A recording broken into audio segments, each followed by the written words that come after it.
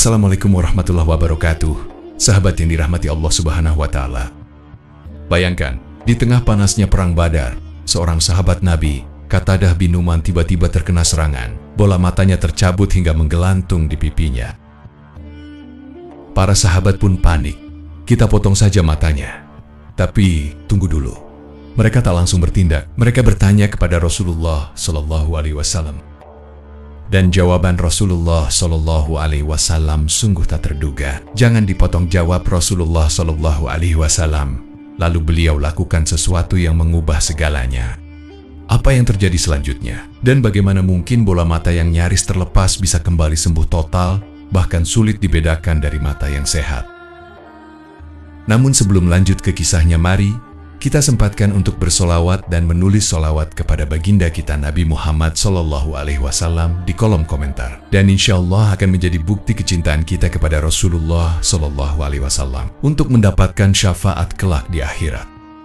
Dan saya banyak terima kasih kepada sahabatku semua yang telah like, komentar, dan subscribe ke channel ini. Saya doakan semoga kita semua dalam keadaan sehat walafiat dan diberi rezeki yang melimpah oleh Allah Subhanahu wa Ta'ala. Amin amin ya robbal alamin. Siap untuk menyelami kisah luar biasa ini. Perang Badar, perang besar pertama dalam sejarah Islam. 300 lebih pasukan Muslim melawan 1000 orang Quraisy. Di tengah pertempuran yang panas itu, sahabat Nabi, Qatadah bin Nu'man radhiyallahu an mengalami kejadian yang luar biasa.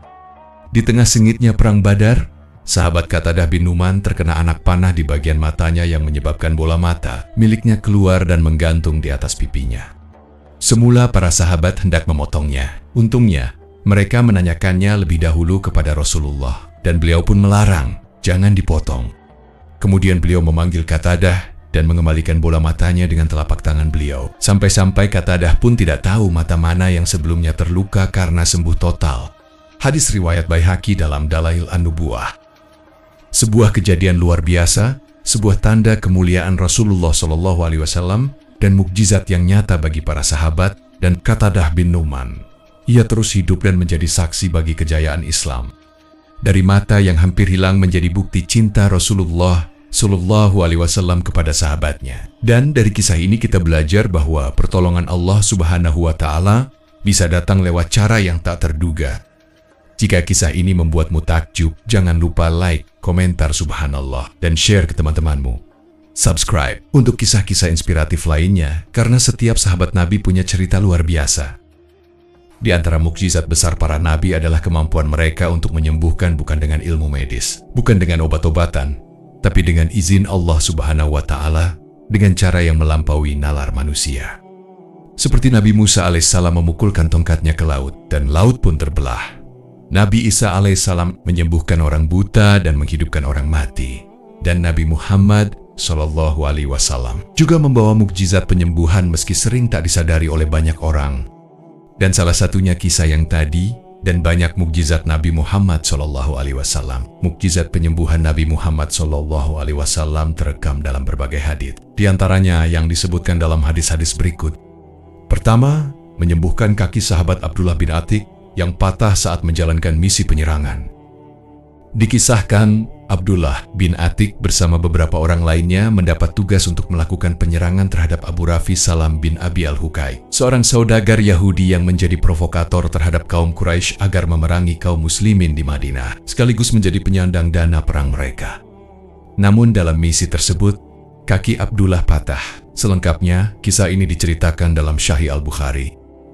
Saat itu aku sampai di suatu anak tangga, hingga kakiku merasa telah menyentuh tanah. Namun di malam yang bercahaya bulan sangat terang itu aku terjatuh, kakiku patah, kemudian aku membalutnya dengan serbanku. Setelah itu, perlahan aku pergi dan duduk di depan pintu gerbang. Aku berkata kepada kawan-kawanku, aku tidak akan keluar dari benteng ini sampai tahu bila aku benar-benar telah membunuhnya Abu Rafi.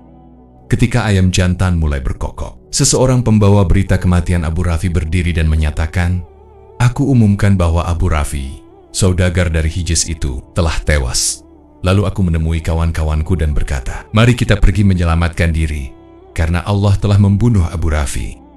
Di hadapan Nabi Muhammad SAW, aku sampaikan hal itu. Beliau bersabda, bentangkanlah kakimu. lalu aku membentangkannya. Beliau kemudian mengusapnya. Begitu diusap kakiku seakan-akan tidak merasakan sakit apa-apa. Hadis riwayat Al-Bukhari. Kedua, menyembuhkan luka Salamah.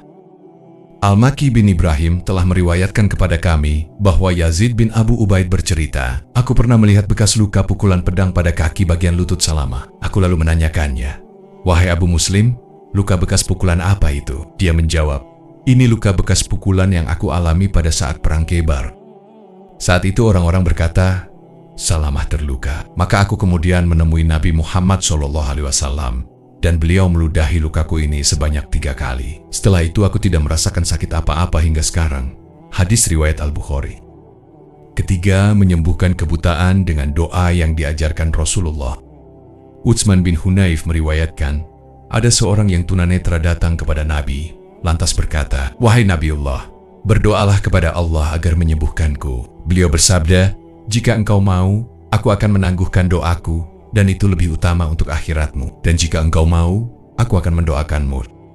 Lalu orang itu berkata, "Tidak, berdoalah engkau untukku." Maka beliau menyuruh orang itu berwudhu dan salat 2 rakaat, lalu membaca doa, "Ya Allah, sesungguhnya aku meminta kepadamu, aku bertawajuh kepadamu dengan perantaraan nabimu, Muhammad SAW, Nabi pembawa rahmat. Wahai Muhammad, sesungguhnya dengan perantaramu aku menghadap kepada Tuhanku, perihal kebutuhanku ini, dan engkau memohonkan kesembuhan untukku." Utsman bin Hunayf radhiyallahu anhu melanjutkan ceritanya. Lalu orang itu membacakan doa tadi. Dalam kesempatan lain, orang itu mengatakan, "Seingatku kala itu ada kalimat, 'Dengan harapan engkau bisa menolongku melalui doamu.'" Lalu laki-laki itu pun melakukannya dan akhirnya sembuh. Hadis riwayat Ahmad. Dalam riwayat Al-Baihaqi disebutkan bahwa kesembuhan tersebut berlangsung seketika itu juga. Sesaat setelah si laki-laki membaca doa secara berulang-ulang lalu kembali ke majelis. Demi Allah, kami tak berpisah darinya. Dan tidaklah kejadiannya berlangsung lama hingga lelaki itu masuk kembali seolah sama sekali tak pernah buta. Demikian yang diriwayatkan oleh Al-Baihaqi dalam Dalail An-Nubuwah.